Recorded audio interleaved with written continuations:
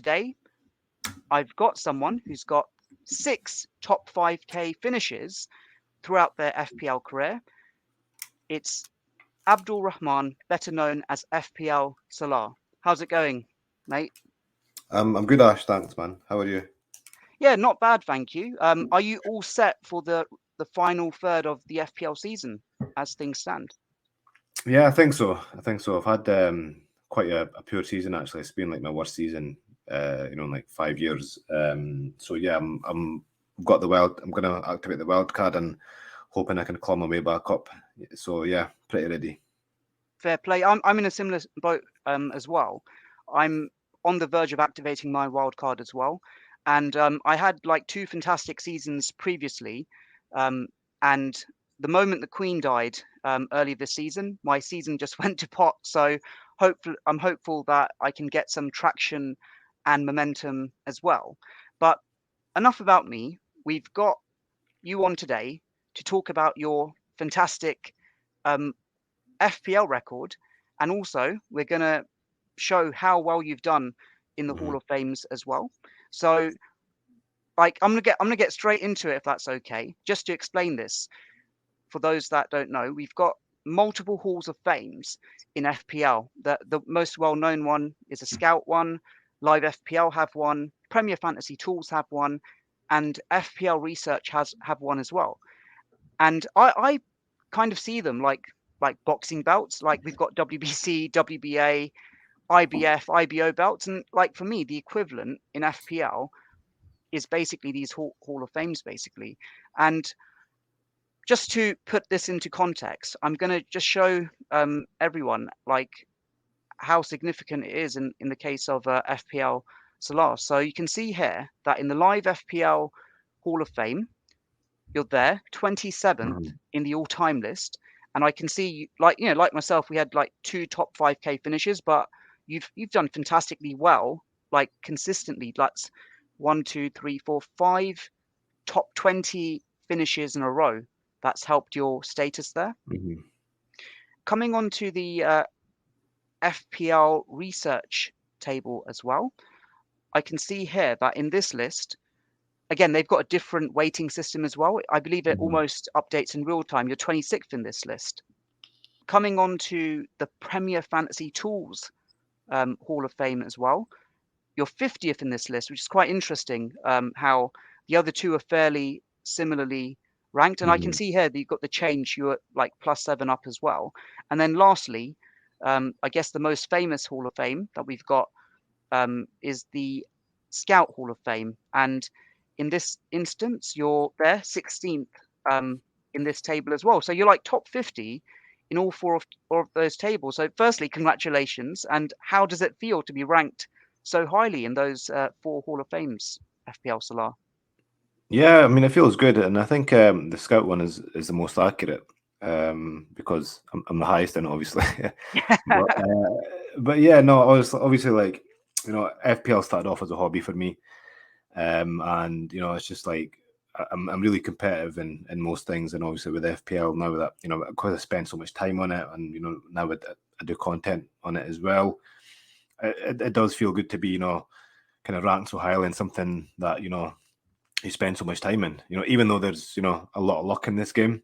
Yeah, Yeah, I guess it feels good to be up there with a lot of top managers. absolutely. And you mentioned luck there.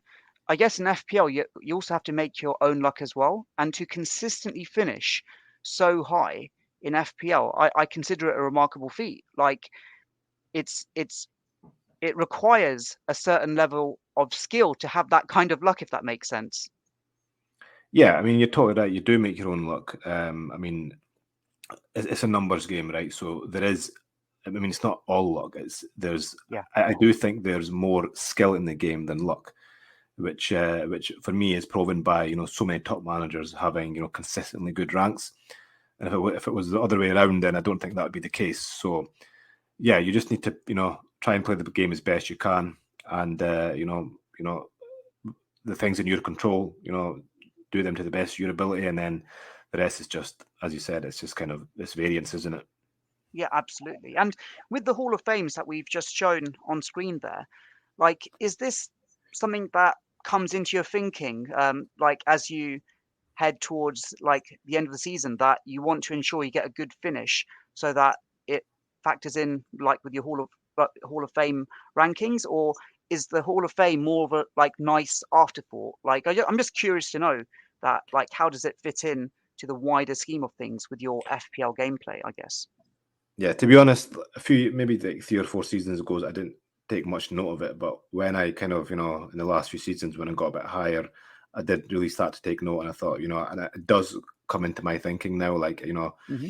I'm thinking like, if I get, another top 10K finish, I might get into the top 10 of the Scout or FPL Research Hall of Fame. So yeah, it definitely does come into my thinking, but it's not something that I'm thinking about every week or anything like that, or something I'm obsessing over. But yeah, it's definitely something that I'm kind of it kind of goes hand in hand. You know what I mean, with having a good rank now. Like you want a good rank, and then at the end of it, you think, yeah, it'd be great to climb up that leaderboard. And the thing about it is as well, there's so many top managers there. Like you've got the likes of obviously Fabio, Finn, Tom Yeah, Stevenson, John Ballantyne's. There's so many good names there, so it's good to be kind of within that kind of that list really of all those really really good players. absolutely. And once again, I'd like to congratulate you for those accolades. Like that, there are some people who might play the game on a casual basis and they don't recognize the wider significance of it. But like Mm-hmm. how I see it, like these Hall of Fames, it's essentially validating your consistency over the past few seasons as well. And Mm-hmm. we had the good fortune of speaking to Dan Bennett on the show earlier this season, and also most recently Marku Oyala as well. So, like, I know that it's something that means so much, but of course, like, it takes a lot of skill and effort to get there as well. And it was quite interesting. You mentioned how FPL started off as a hobby for you, and of course, it's evolved significantly since Mm. then. I guess I wanted to like ask you, and I'm not sure if it's even like possible, but are you able to identify that very exact moment when you became an FPL addict? Like, what was the big bang moment for you as part of your origin story? Yeah, it's pretty. I mean, I remember it quite clearly, to be honest, because I got asked like by a friend, like just enter this fantasy football league, and that they were playing, and at the time didn't have a clue what it was. And so in my first season, I actually joined in Gameweek 2 because Hmm. obviously like the friend that asked me, he asked me like a week into the season, and I entered our little mini league. And I ended up winning that, despite like, joining in Game Week 2 and being like one game week behind. I ended up winning that mini league. And then Wow. from there, yes, I mean, like they weren't good players. They're all like casuals and didn't have a clue. And, Yeah. I just was like instantly hooked into the game. And, like the fact of, you're bringing in players and then you watch them play and they score. And, that kind of buzz it gives you, the dopamine hit kind of thing. It was like instant Yes. for me. But then it was really after that first season, when I won that league, and I kind of thought, okay, I thought, oh, yeah, I'm amazing at this game. I wasn't at the time. I didn't really have a clue how to play. I was just kind of going off vibes, didn't have a clue about double game weeks or anything like that. So it was really kind of that moment, after my first season. And then I remember just kind of, in the second season, I thought, I need to kind of, win this league again, just for the bragging rights and things like that. So I went on Google and came across Fantasy Football Scout. At that time it was such a niche thing and nobody knew about it. Yeah. Like a little a message board basically. And yeah, from there on in, I've just been totally hooked. Wow. No, it's like I guess that story chimes with so many FPL addicts that it began getting one up over your mates in Yeah, fantasy football, and then it just like rolled on from there. And like, your journey has been quite remarkable since those early days. And we've discussed it with your Hall of Fames as well, that you need a good level of consistency to do well in the game so consistently over the years. And I guess my next question to you is that to consistently do well in FPL, does the game need to be played in a very specific way? I think it needs to not in a very specific way, but I think it Hmm. needs to be played. I mean, there's no right or wrong way to play FPL. Like if you're having fun, right? But I Yeah. think if you want to have a good rank, year on year, I think there is a certain way you have to play. And I think, kind of in a nutshell, I would say you really have to be stats driven. Yeah, And I think you need to really kind of focus on, I mean, I think over the years it's become quite apparent. And I think there's been actually studies to prove this, that, XG stats, expected stats kind of correlate more towards FPL points than anything else. Like, so, before we used to have like shots in the box, shots on target, things like yeah, that, big chances, whereas XG kind of rolls that all into one. So I think being stats driven is quite important. The eye test is important as well. I'm not saying the eye test is not, but I do think, for me, the stat side of things really trumps the eye test. Having both is like, the kind of the perfect mix. But I think, yeah, you need to kind of watch a bit of football. You don't have to watch like every single game every weekend, but I think understanding the stats and how to apply that to, our FPL teams and FPL players is really important. And you'll find this as well, Ash, that a lot of the top players, probably yourself as well, I believe, you're really kind of, all the top players, they are really stats driven. They look at XG stats, they look at, they've got memberships to Scout, Fancy Football yeah. Hub, etc. And I don't know of like a top manager who totally ignores stats and just goes on eye tests and vibes.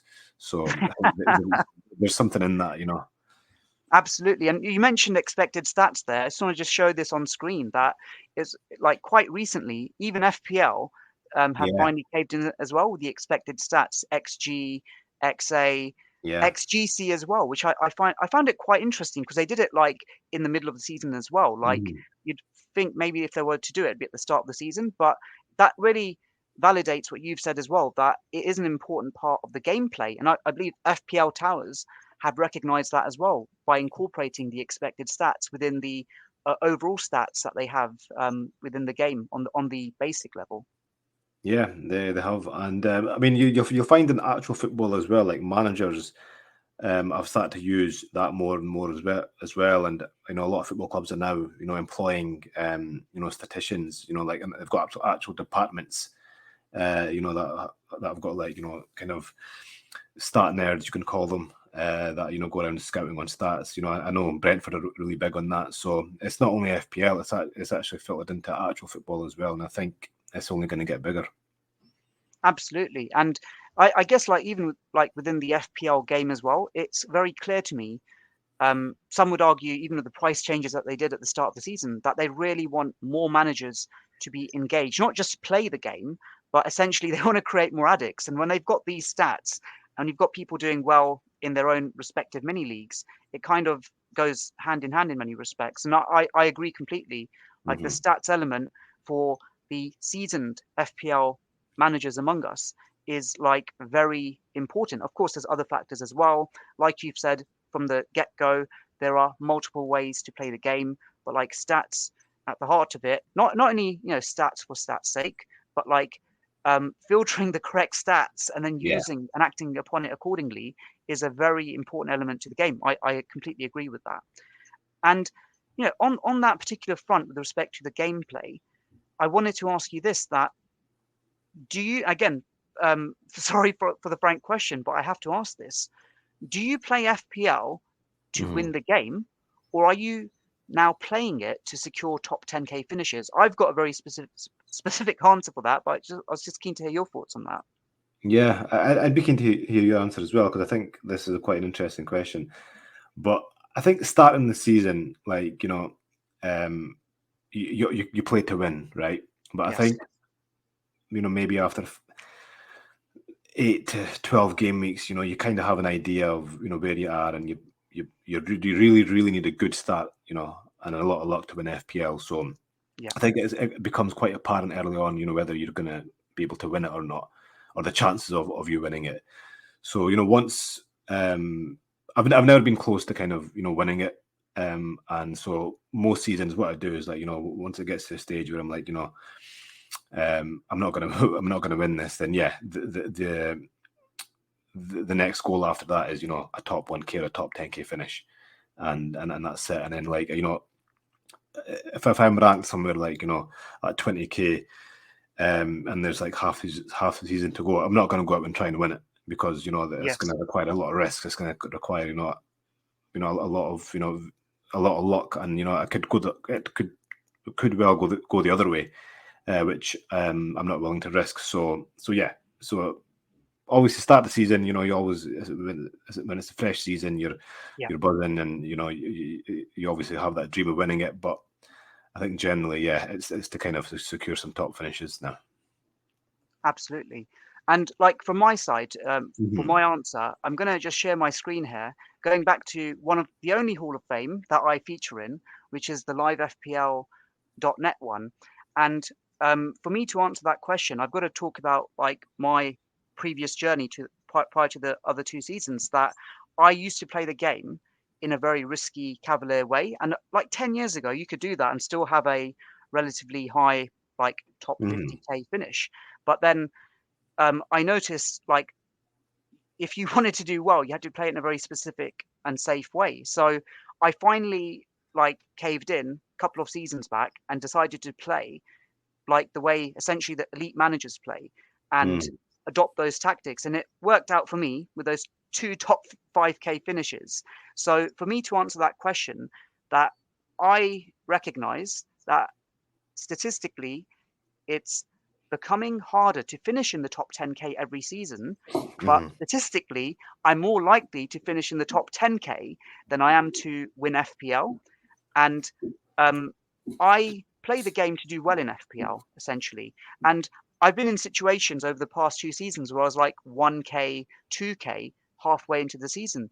And I had the option, should I take more risks to go for the win or should I play it safe? And I went for the safe risk because Mhm.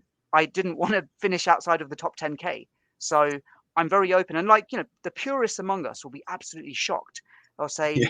how can you not play to win the game? Surely that's why we all play it. But I have adopted from, you know, starting off as a very cavalier manager. I used to, you know, captain the goalkeepers. I used to Mhm. captain like random captains. And then gradually I then realized that doesn't work anymore because there's so many more people taking it seriously that I adopted a more conservative approach and a more boring approach, I guess. Yeah, and I mean, I think it's understandable because now, you know, there's so much competition, and there's so much, like, you know, especially on Twitter, there's, you know, all the bragging rights, and you know, you kind of want to finish with a good rank, especially like, you know, if you're in content creation. I mean, Yeah, you kind of have to, you know, get consistent good ranks for people to take you seriously, or you know, if you're going to be finishing, you know, outside the top 100k and you know top 200k season out season in, then you know it does, like, you know, like, you know, in terms of if you're a content creator, yes, you know, it's kind of like, you know, a lot of people now, this is their job. And yeah, you know, exactly. if you're not performing in your job, like, you know, in the real world, you know, let's just say for example, then you know, you know, you get you get sacked, or things like that. So it's kind of like that as well now, which is weird. I never thought Yeah, FPL would kind of, you know, be like that, but it's kind of become like that for me as well. That kind of pressure of, you know, having a good rank, yeah. you know, because you know, that way is, if I want to kind of progress in FPL in terms of, you know, my career, then it's really going to help. Absolutely. And look, as we mentioned with the Hall of Fames, you've done remarkably well to date, and I'm wishing you all the best for this season and the remaining seasons as well.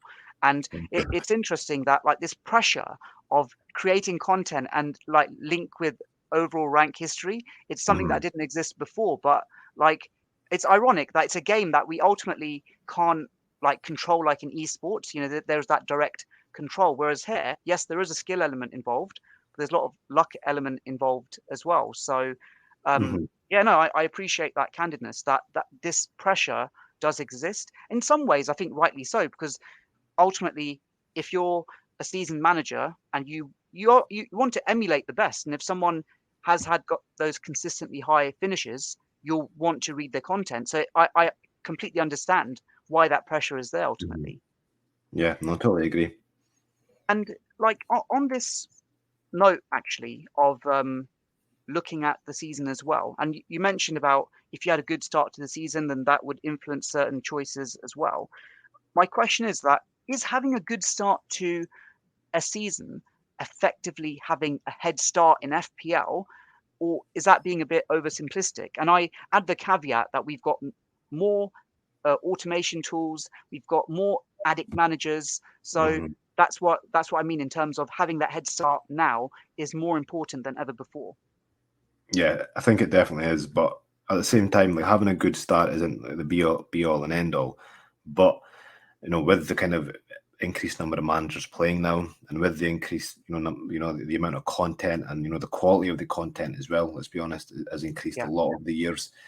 Getting off to a bad start is it's really going to be an uphill battle. And I'm finding I'm in that position myself this season.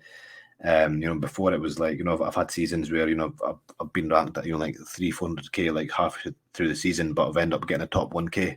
Yeah. But that's, really, really tough now to do that. So yeah, essentially, having a good start pretty much is like having a head start now. And, just, for the reasons I mentioned. And yeah, you really need to kind of, pull out the bag if you're going to recover from a bad start now. It's just, the quality of managers has increased a lot over the years. Yes. Really, honestly, like you can be playing your first season, and you can get that with the amount of content, with the YouTubers and the websites, you can become just as good as a manager who's played for like 6 or 7 seasons in your first season. Yes. So yeah, it's a lot tougher now for sure. And like you've said, that content, it's interesting that there are some content creators that I can recall over the past few seasons who've done remarkably well. And there are managers who are literally copying their teams as well. So yeah, there's that as well. Yeah. You've got this, and they've even complained that people are copying our teams, even though they're sharing it before the deadline. That, but like that just further adds to it as well. And I know of many respected FPL managers this season who had such a hard start that they found it harder, because then for them it's like that. I kind of feel the danger is that if you've had a challenging start, then your solution is to find a alternative way to jump up the rankings. But in this case, it was like Captain Haaland, Captain Haaland, Captain Haaland. Yeah. And for anyone who went against him, it damaged them severely early on. And it's a case of catching up ground. And that's just one example there. And you've summed it up quite nicely, that there are more engaged managers playing the game, so it will be harder. But look, we've got the double game week season, we've got the blanks as well. Like, this element of skill is needed. Well, an element of skill, I beg your pardon, is needed to navigate like this part of the season as well. So like you've said, it's not doom and gloom, but it certainly does help if they've had a good start. Yeah, for sure. And I think this part of the season, doubles and blanks, is where like the seasoned managers really need to kind of make their worth really. I think if you can't make gains during this period, then it's going to be tough to kind of make out with that. Agreed completely. Like, this is almost like, for many FPL managers, they play FPL for the blanks and the doubles, because that's where that's where if there is a skill element, that's where it comes in. It's like they're able to get that player because he's got a double, then he's got this set of players has got a blank, they'll use a chip and whatnot. So the planning element, absolutely. And like, that planning element will certainly carry them a long way as well throughout the season. And look, coming on to like identifying like player picks as well, and this might sound like a very like basic question, well, like simplistic question as well, but I'm going to put it to you. In your opinion, what's the single best way, if any, to identify which players offer the most value in FPL? I think firstly, looking at the underlying numbers, and then kind of comparing to the price, because I think you have to have a certain expectation, because obviously we know who the premium players are, like the Haaland, Salahs, and you kind of expect kind of returns from those players, maybe every other game. Looking at their price, they kind of have to return at that level to be worth it. Then you've got players who, like, for example, the mid-price players who are like 5.5 and 6 million, and maybe one return every 3 or 4 games. Is them kind of living up to their price, and having that expectation, or knowing that you're not having kind of false expectations of your kind of lower price players is an important element, because if you don't have that kind of concept of, you know, the cheaper players are not going to turn as much as, you know, the more expensive players, then you know you're going to do things like, you know, be impatient and, you know, get rid of players, you know, and kind of knee jerk them out, etc., etc. So having that kind of realization of, you know, what each player in certain price brackets is going to return you, I think is very important, and I think is, you know, I think for me that's the best way to kind of identify which players are value and which players aren't. And I think it's, you know, that's kind of probably not something that you can learn. You know, it's not something you can read. I think it's something that you kind of like learn over time. You know, playing the game, like, you know, 1 or 2 seasons, you kind of get to the, you know, you get the grips of that kind of aspect of the game of, you know, like players at certain price points, and, you know, how they should be returning, and, you know, whether they're worth it for their price, etc. So yeah, I think that's very important. And in terms of players that give bang for buck, would you look at, like, for example, I've got it on screen there, points per million, or fantasy returns per 90, for instance, or would that more or less depend on if a team has form as well? Like, or is that like drilling down too much?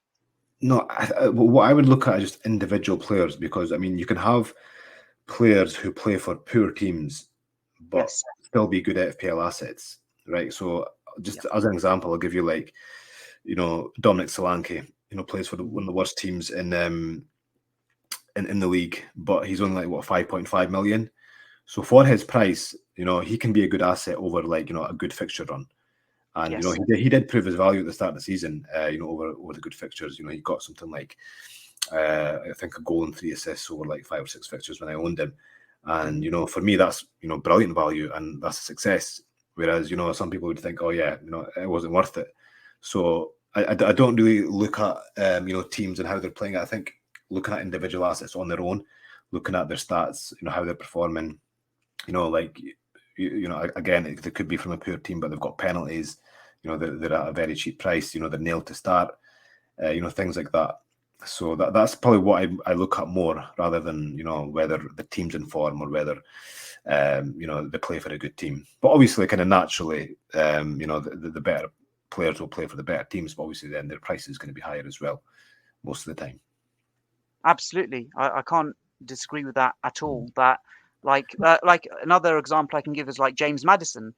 He's been, if you look Mm-hmm. at him at an individual level for Leicester, like, you know, Leicester have been struggling Yeah. generally throughout the season, but for the past season and a half, look at his individual performances. There was a reason why he had to be playing for England at the World Cup, albeit he didn't play in the end. He was just in the squad.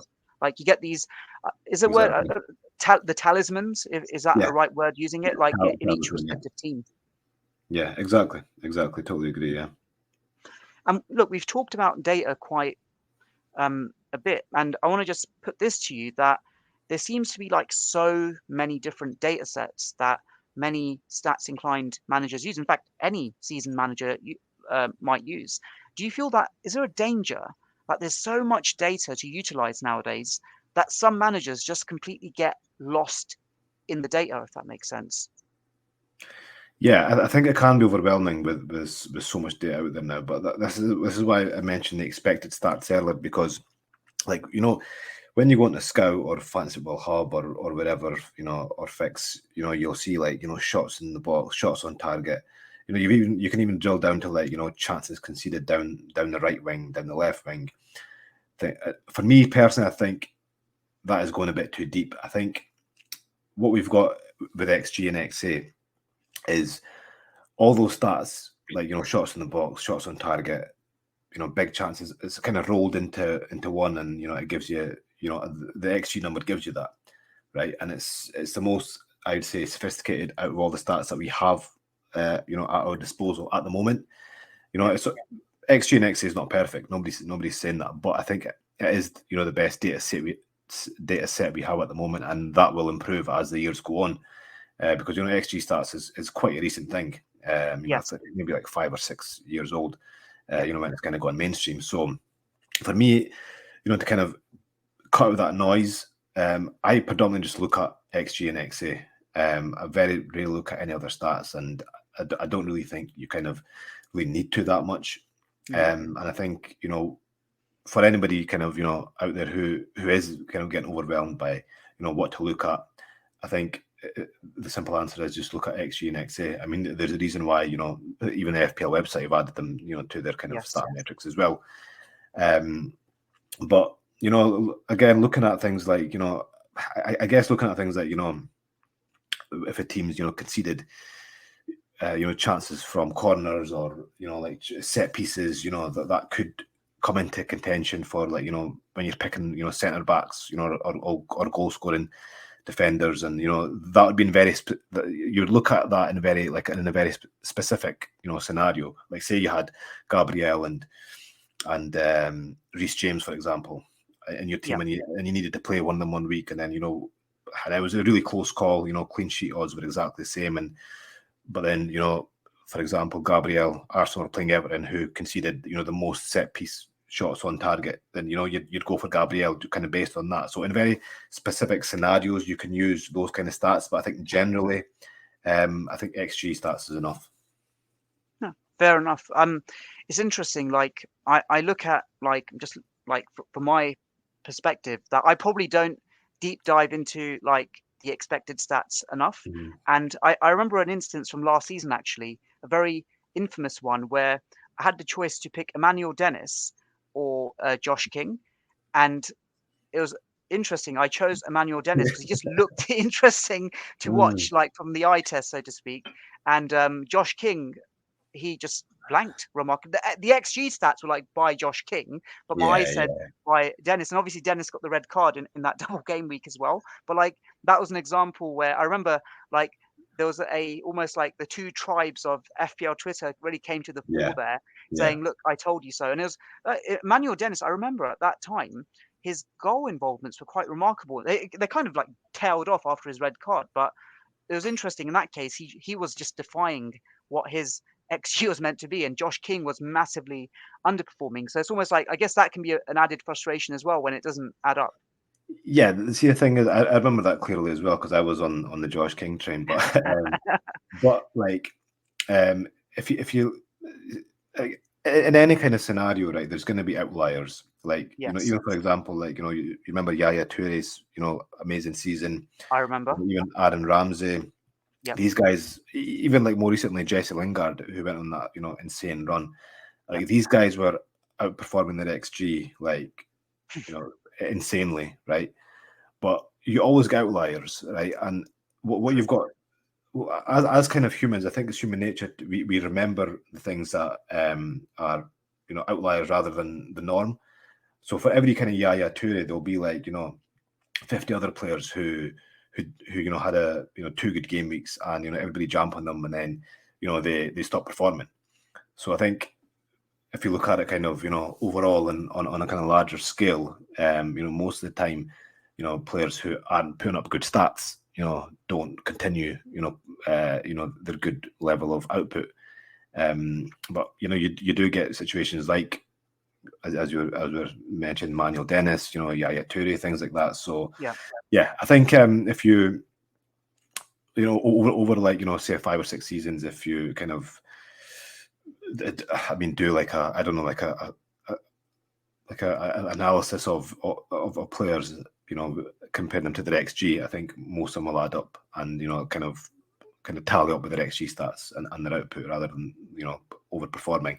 You'll get certain players like Son, for example. He's like historically overperformed on his XG.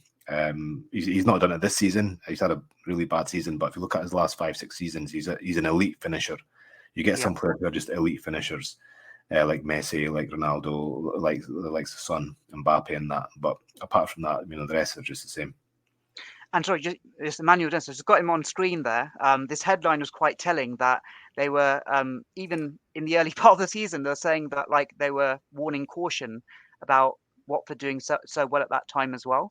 And yeah, you're right. I completely agree that these outliers sometimes come to the fore, but more often than not, as much as I would hate to admit it as well, like the expected stats do generally tally up with ultimately what actually happens as well.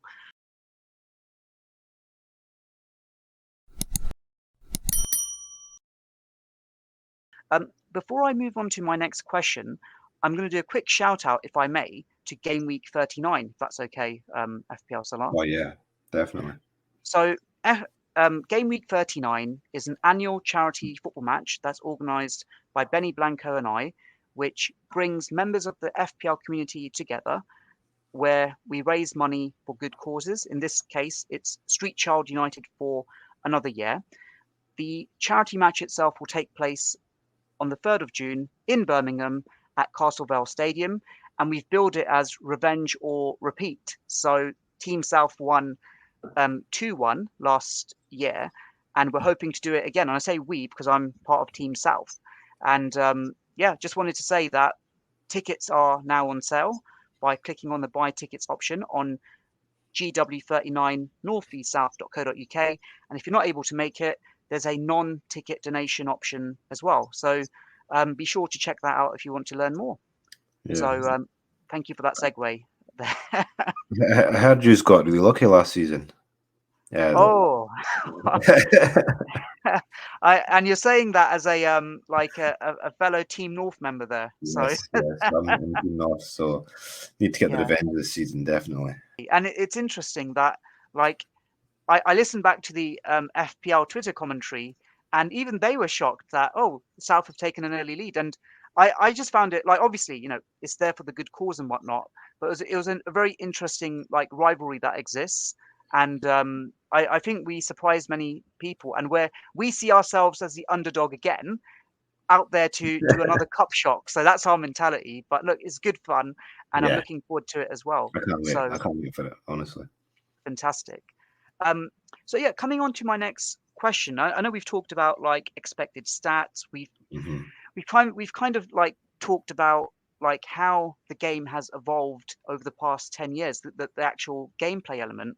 My question is this now, FPL Salah, that have the algorithms and the plethora of automation tools ended the reliance on gut instinct in FPL for elite FPL managers? Yeah, this is another controversial subject. I love like the introduction of algorithms and like kind of machine learning models, and I use them. I use FPL Review almost every game week, and I'm a Patreon to Mikhail Tokvam's his Patreon as well. Where he has like stats tables, and honestly, I don't think it's taken anything away from the game. If anything, I think it's improved it. And I think people who don't use it, I think they've got like this kind of misconception that people just copy the algorithms, and there's no decisions being made now. You just kind of input your team into the into FPL Review, and then it tells you what transfers to make. But that's really not the case. I mean, yes, but these machine learning models like FPL Review, they give you transfer suggestions, but I mean, if there's a lot of decision making that goes to yourself as well. There's no manager out there, even like the most avid of FPL, the most avid FPL Review user, won't make every single transfer that's suggested by FPL Review, just as an example, right? It's there as more of a guide, and something to kind of to aid in your research. And what these machine learning models take into account as well is all these stats that we look at manually, like when we look at bookies odds, when we look at XG stats, shots in the box, things like that. They take all that into consideration, kind of give you an end result, an end output of points, and it's really handy for that. It just, for me, it really it quickens it speeds up the time that you use for FPL research. You could be spending 10 minutes doing manual research, looking at specific stats, or you can go on FPL Review and get the answer kind of of how good a player player A versus player B over a certain fixture period, for example, who's expected to score more points. So for me, it's a really good guide, and I really advocate anybody to get into it, and and what I think, once people do start using it, they will realize that it's not feasible just to kind of copy what transfers it suggests. And I think for me, it's definitely the way forward, and I think a lot of the top managers in years to come, we'll start using machine learning models more and more. Absolutely. And look, you've summed it up quite nicely there, that ultimately, I guess the vast majority of elite managers use it as a guide. And you need that gut instinct ultimately as well, that the learning models can only do so much. We see it with chat GPT. There's only so much that it can inform you on what to do because of the past knowledge restrictions, right? So, no, I agree with that completely. I'm not one who's heavily into the algorithms and looking at like free models and EV and all that kind of stuff. But yeah, it's makes perfect sense as a guide, but like you always need that element of skill regardless. Yeah, there's always going to be like human factors that as well, that the algorithms don't pick up, where you could use that to your advantage as well. And yeah, coming on to my next question, I know we've touched on like content a fair bit as well at the start, but with so much content and the pressure of wanting to have a good overall rank, is groupthink problematic among content creators, or is it actually a good thing as a sign of validation? Keen to hear your thoughts on that. Yeah, I think it's a great thing. I don't get people who are against kind of. I mean, see, the thing with groupthink is when you've got, well, there's a saying that two heads are better than one, right? Yeah. So when you've got a group of 5 or 6, managers who are good at the game, discussing FPL, and talking about fixtures, double game weeks, etc. You're all benefiting each other, and you're putting your ideas together, and you're coming up with a plan. And I don't think it's a fact that people just copy each other and things like that. I think it's a fact that when good FPL managers get together and talk about FPL, they come up with the best strategy. In most cases, and I think that's what it is. And I think that comes across on the wider spectrum, like on Twitter and YouTube, as everybody just copying each other. I mean, you will get obviously players who do that. Casual players who just copy what's what the content creators are doing. But I mean, what else do you want the content creators to do? Do you want them just to go down different paths, just for the sake of it, or just to be different, when it's not optimal? So yeah, I think personally it's a great thing, and I think it's it improves the overall FPL content as a whole. Yeah, and like you've said, I know the word groupthink has negative connotations, but like within the context of FPL, like the validation element is so important, I guess. At the same time, it kind of like might put some managers in a situation where they feel that alternative like takes might be considered like not correct, but I guess that's the wrong way of looking at it. That it's there's a downside where if people are literally looking at it as an echo chamber and they're not thinking for themselves, then yeah, it's a bad thing. But when you look at it and there's validation among content creators, that surely there is a reason behind it as well. So no, it's good to see like what your perspective was on that. Yeah, and I think obviously like with FPL, it's such a specific game. Like everybody's teams are different, so just because 90% of Twitter is going down one way, that doesn't necessarily mean that it's right for your team, and that's where you've got to think for yourself as well. And it's a perfect scenario this game week, isn't it? Whereas everyone's it seems like everybody's wildcarding, and honestly, like there'll be managers out there who genuinely don't need to wildcard. And they just need to look at their team and kind of cut out the noise. I think that's a skill in FPL as well, is that cutting out the noise and looking at what's actually best for your own team. Absolutely, and like I think that's a really good point as well. That filtering out content, obviously there's only so much we consume, but being able to filter out is a very underrated skill within FPL. Because I think some people are like, I must know everything. It's like, no, you don't need to know everything. You just need to know what's relevant for your team and like, where your team is ranked as well. So I appreciate that viewpoint as well. And we've talked about like content creators and what they do. I want to just put this to you, that we hear the term FPL expert that is said a lot nowadays. In your opinion, can I ask, what is an FPL expert from your definitions or your understanding?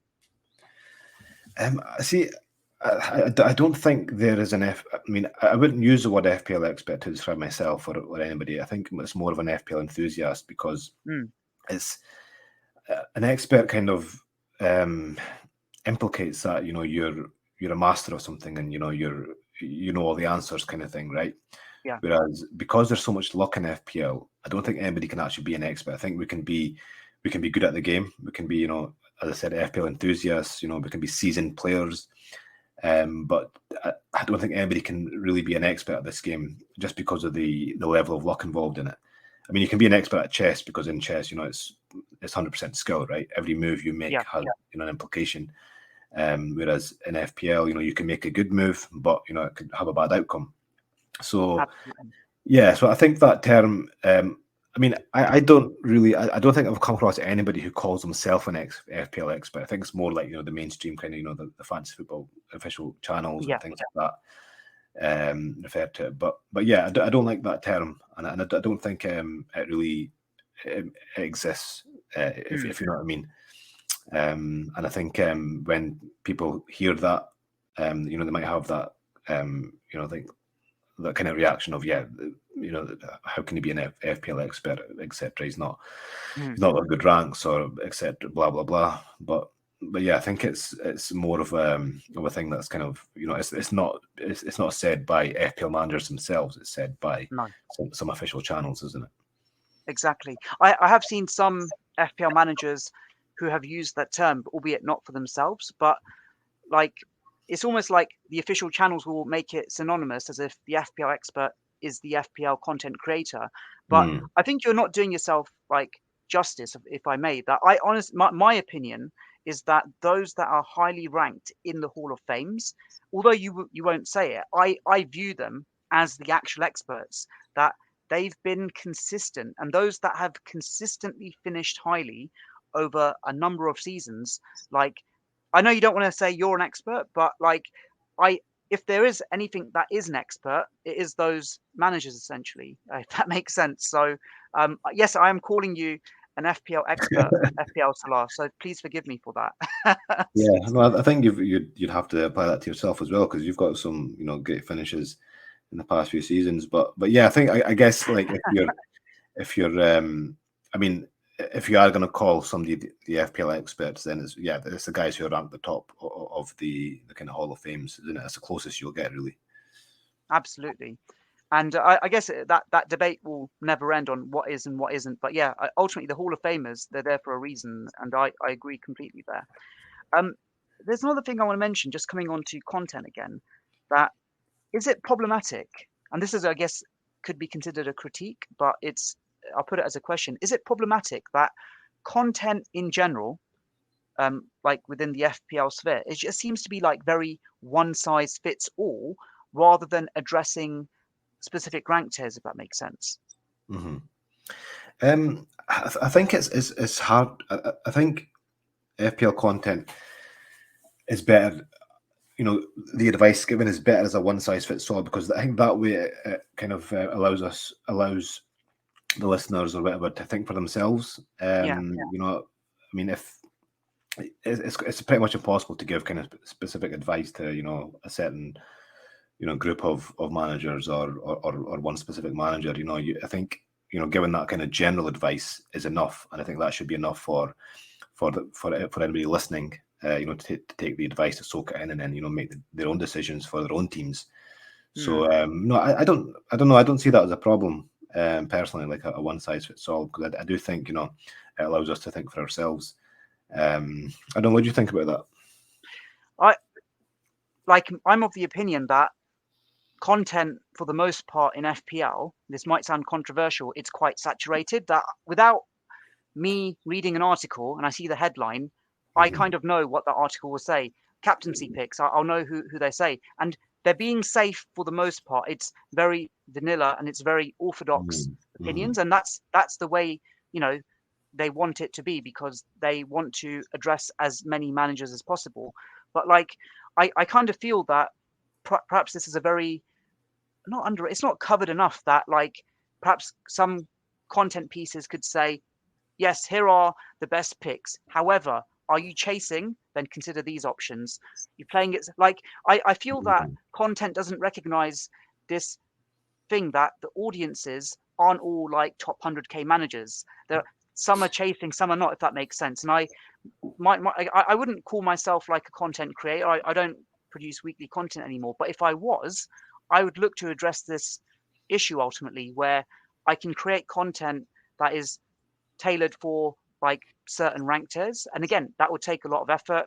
And I also feel that for it to be very bespoke, it becomes very niche. And I get it that then you don't want to, Yeah. it's probably not worth it as well. But that's just an observation that like its content is made in a very packaged and very specific way on a weekly basis collectively. I'm not saying it for any specific outlets, but it's just something that I feel that could be addressed. And I think one day someone might address it at some point. Yeah, and I think as you can see, there is a market there for that, then, isn't there? But obviously, I know, like for example, Fantasy Football Hub, for example, have an article every week, like differentials, and I know probably Scout do as well. But yeah, it's probably like one article out of every 50 that are kind of mainstream. So yeah, there's definitely. But then, as you said, the problem is that the content creators that are doing it know that there's a very small kind of it's a small market that they're targeting, so they might not feel it's worth it. But yeah, I guess I kind of agree with you on that, to be honest. And you mentioned like the content creators as well, that I feel that if they recommended like an out of the box pick and that pick massively failed, they'll be like, you told us to pick him. There's always that backlash as well. But I mentioned that as well, that I remember when I first began writing articles, and my mindset, I mentioned it was very cavalier. And I would say, here are some differentials that I'm considering. And I might even captain them. Obviously, I wouldn't play that way now, but like differentials was, I can't explain it. It wasn't a bad thing. I kind of feel like differentials have now become a very dirty word within the FPL Twitter sphere. But yeah, it's just the way it's packaged ultimately. And I totally get why content creators generally play it safe, because you don't want that backlash afterwards that, oh, you told me to pick random player from the 20th place team in the Premier League. So that makes sense. And look, we've talked about like the season and how grueling it can be, and we've still got a third of the season to go. I wanted to ask you, like, what coping mechanisms do you employ to sustain your focus for each FPL season? Yeah, I mean, for me, like, I don't know, I've just never got bored of FPL. I mean, I don't think I can ever get bored of it because I love football, and obviously it's like an extension of that. And just the amount of how invested I am in it now in terms of doing the content and with all the leagues I'm in and being like kind of pretty high up on the rankings and stuff. It kind of always brings you back. And I've played for like 16 seasons now, and every season I enjoy, and you get that same kind of dopamine when your player scores or assists or your captain hauls and things like that. So I mean, in terms of like the enjoyment factor, I think I'll come back every season. I don't know how long I'll play for, but in terms of like when it's going badly, I think I've over the years I've really learned to kind of handle the bad weeks and the bad seasons. It was a lot tougher when you first started, but kind of as I've kind of gotten older and played so many seasons, I just tend to like kind of when I've had a bad week or a bad few weeks, I just kind of turn off and focus on other things, and it kind of really helps me cope with that. So even now, like the bad weeks aren't really that bad, so it doesn't really have that much of effect on me. So I still enjoy it more than I don't. I exactly, and I guess that's why we all play it. That despite those red arrows we get from time to time, it's the green arrows why we ultimately play the game as well. And you mentioned something really interesting there as well with respect to how you would handle like a bad game week as well. I'm a firm believer, not just in FPL, I believe this in life as well, that if something bad has happened, convert that feeling by doing something which is more positive. So being able to take that negative energy and doing something more productive, because if you just dwell on like a dark red arrow, or just in general, just dwell, obviously everyone's different. I'm not saying this is a one size fits all approach. Absolutely not. Switch off, do something more productive ultimately. Just in life and in FPL as well.